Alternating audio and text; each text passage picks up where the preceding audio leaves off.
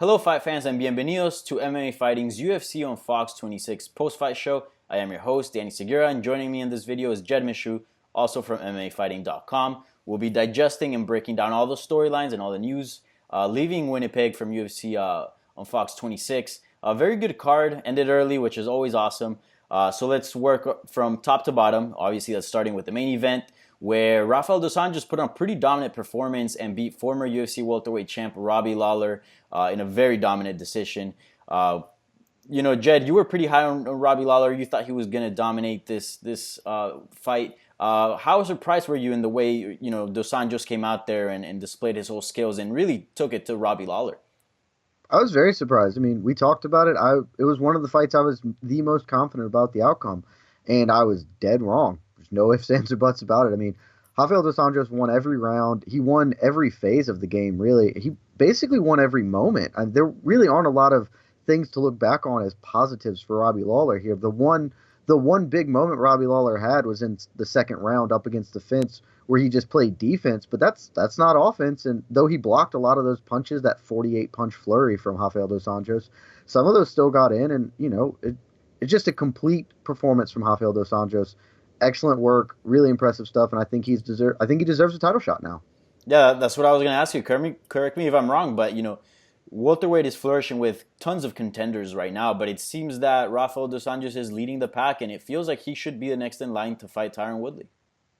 I think based on accomplishment, he absolutely should be the next in line to fight Tyron Woodley. I know Colby Covington might take some umbrage with that, but Covington has one real marquee win on his resume. It's his last one against Demian Maia in a fight that nobody was all that thrilled about. I think very clearly, when you consider the fact that this is a former lightweight champion as well, he's looked sensational since moving up to welterweight, and he's got a win over the former champion as opposed to a former number one contender. I think Rafael dos Anjos has the inside track, and if I were him, I would basically sit out until I got my shot. I mean, tons of guys were calling him out. Colby Covington was calling him out on Twitter. Santiago Ponzinnibio called him out after his win, which we'll get to that later. Stephen Wonderboy Thompson was calling him out. But yeah, I agree with you. I think he deserves the title shot, and he should probably sit out and wait for it. He deserved it, beat the former champ, and put himself in a pretty good position. Now let's talk about the other side of that story. Robbie Lawler now has a loss. It seemed like he got some steam back with that Donald Cerrone fight, but yet again he came out in this fight and it looked a bit flat, to be honest. He didn't look like the same Robbie Lawler that took the title, the same Robbie Lawler that fought Johnny Hendricks a few years ago. Where does he go from here? Would you like to see him, keep fighting and maybe even build his way back up to title contention, or what are your thoughts about him? Where does he go next? I think the idea that he's ever getting back to title contention, we can just get rid of that right now. I personally wouldn't love to see him keep fighting. I think that he showed enough that if he chooses to keep fighting, we shouldn't be sad about it. He still has a ton of skills, but I think when you say he looked flat, I agree. Some of that certainly can be put down to Rafael dos Anjos just being a great fighter. Let's not take anything away from his performance. And there's some issues that perhaps Lawler had a knee injury, a leg injury of some kind. Unclear what's coming out about that information as we do this. But even all that aside, early in the fight, it still felt to me like Robbie Lawler just didn't have it. He didn't have the spark. Things weren't clicking for him. He couldn't pull the trigger. And when you start to see fighters age out of their skill set, particularly all-time greats, one of the things you notice is that they can't pull the trigger. Anderson Silva jumps to mind there. He's fought a lot of guys and had moments of excellence, but just not that consistent ability to kind of turn on the offense. And we never really saw any offense from Robbie Lawler this fight. So I would like to see him retire personally, just go out relatively on top with all his faculties about him. I think he can still fight, and if he wants to, if he stays at welterweight, a George Masvidal fight, that sort of makes kind of sense to me. Masvidal has lost a few in a row. That stylistically is intriguing. I know they previously have the ATT connection, but I don't think that would be a problem for them to fight. Or the one that kind of really gets me going a little bit, Michael Bisping's looking for a dance partner for the UFC's return to London next year. Robbie Lawler, former middleweight contender in various organizations. I think that might make sense for a parting shot for Michael Bisping and maybe even for Robbie Lawler, frankly. Very true, yeah. I'm not ready to write Robbie Lawler off. Again, dos Anjos is a very skilled fighter. Also, the leg injuries, we don't know how much that affected his fighting. But yeah, I do believe he's entering that territory where, maybe we can start thinking about walking away from the sport. But I would like to see him, take some time off, come back 100% healthy, take a fight and see where he see how he looks then. But yeah, definitely agree with you. I feel like he's also entering that territory. Now let's talk about the co-main event. Josh Emmett knocked out Ricardo Lamas with a beautiful left hook and just left him out cold on the canvas. I don't think many people saw this coming. Very surprising. Definitely, could this be like one of the upsets of the year? I don't know that it's an upset of the year. There have been a couple big ones. I mean, let's put our cards on the table. Darren Elkins upsetting Mirsad Bektic. I think that's probably going to be your unanimous upset of the year decision. Also, it was just a badass great moment. So yeah, and exactly. Great comeback, great upset. So that would be my choice, at least at the moment. But a great upset, a great win for Josh Emmett that kind of this is the name, this is the scalp that he has now collected that kind of puts him into the upper echelon of the division, lets him fast track a lot of other fights, so now he can get big name opponents, and really a devastating loss for Ricardo Lamas. yeah, this is a rough loss for Ricardo Lamas. A guy that's been around for a while, 35 years of age. Do you sense that this is sort of like the beginning of new blood? With Max Holloway defeating Jose Aldo, now Josh Emmett defeating Ricardo Lamas. Do you think there's a change in contenders now, and we're gonna start seeing this more often? I think that several of the divisions are in flux, and featherweight happens to be one of those. For a long time, you had Jose Aldo reigning atop and kind of a stagnant, maybe a little bit of mixing in there, but nothing too exciting. And now we've got a bunch of new talent coming in: Duho Choi, Yair Rodriguez, Brian Ortega, obviously. Yeah. So I think that this is kind of one of those moments. And Ricardo Lamas has been a mainstay of the division for almost a decade, but he's also 35 years old. So I think he had his time, and now it's time for the new blood. Now, you mentioned that, if Ricardo Lamas were to win this bout, it makes sense to do a Brian Ortega, Ricardo Lamas fight for, a title eliminator bout. But now that Josh Emmett, is victorious in this bout, where does he go next? Does Brian Ortega make sense, or would you like to see him face somebody else in the division?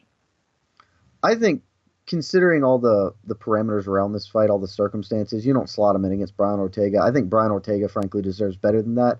Not to disparage Josh Emmett at all, but Emmett does not have a name. This is the name-making performance of him, and it comes off, a little bit of controversy with blowing weight and on short notice. He needs to get in there against somebody else in the top of the division, but not right there at the cusp of contendership. Let him prove he can make the weight, prove he can be consistent. Personally, I sort of like the idea of matching Josh Emmett up against the winner of the Jeremy Stephens-Duho Choi fight that's going to main event, I believe, St. Louis next year. So I think that fight sort of makes more sense than a Brian Ortega fight.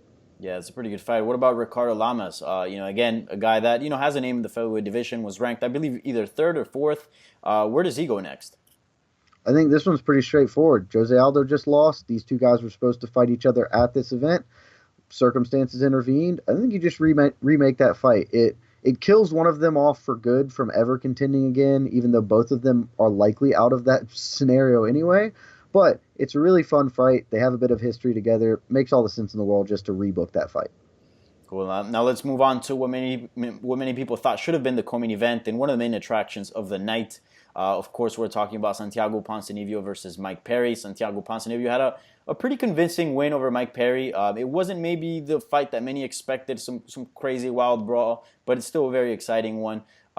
How surprised were you that Ponzinnibio was able to deal with Mike Perry's power and deal with that situation?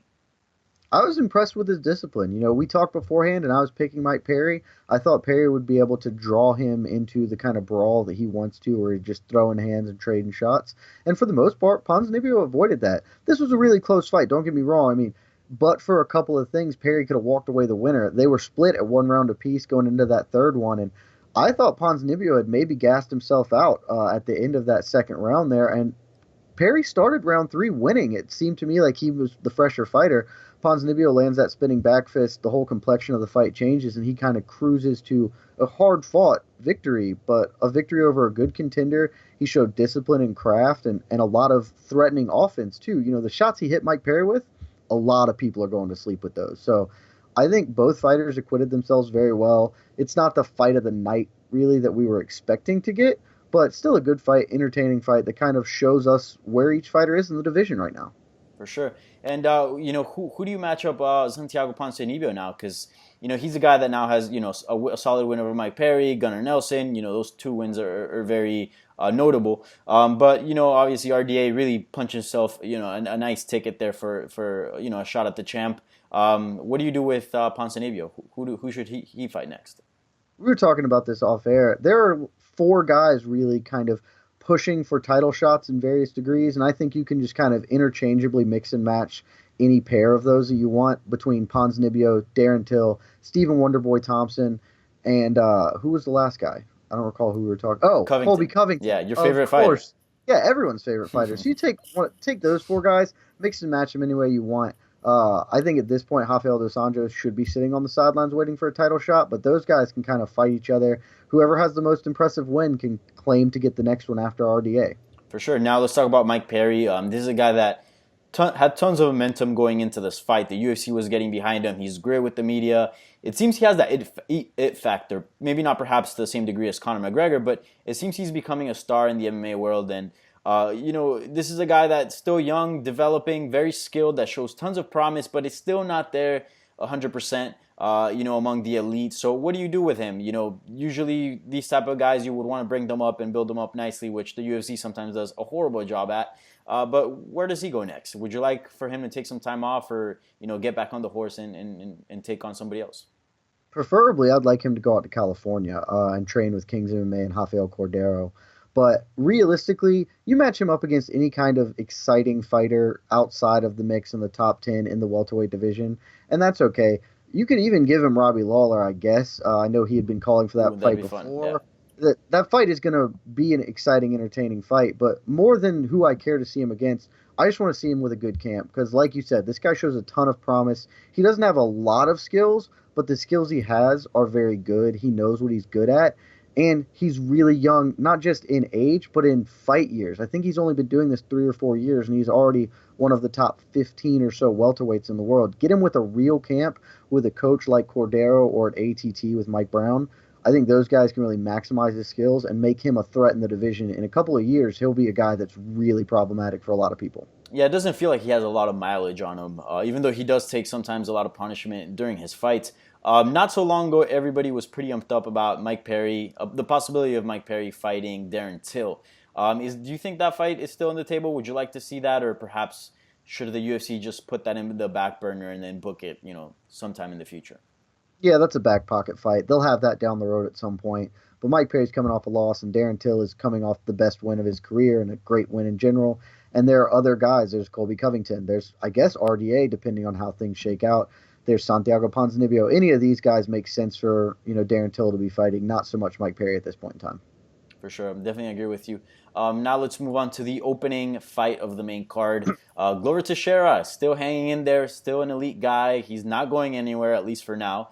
Submitting Meshew Cirkunov in relatively, quick fashion. And, it seemed as soon as the fight got to the ground, it seemed he was pretty dominant. It was his bread and butter and really got that rear naked choke almost effortless.